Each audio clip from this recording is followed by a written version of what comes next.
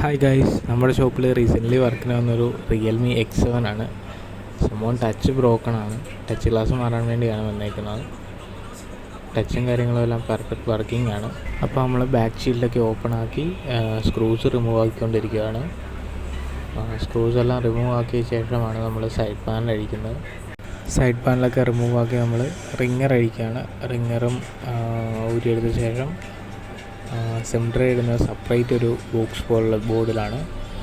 ഇതിന് താഴെയായിട്ടാണ് വരുന്നത്. Realme X7 ഒക്കെ ആ ഒരു റെയർ മോഡൽസിനാണ് അങ്ങനെ താഴെയായിട്ട് സിംട്ര വരുന്നത്.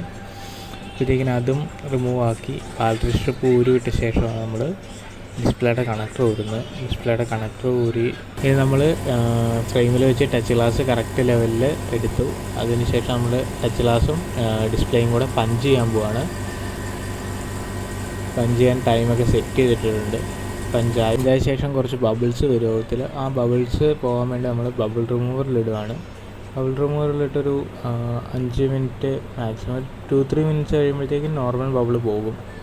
ബബിളെല്ലാം പോയി ഡിസ്പ്ലേ സെറ്റായി വന്നിട്ടുണ്ട്. ടച്ചെല്ലാം പക്ക ഓക്കെയാണ്. പാടോ കാര്യങ്ങളോ ഒന്നുമില്ല. റിയൽമി X7 വർക്ക് കംപ്ലീറ്റ് ആയി. അടുത്ത വീഡിയോ കാണാം.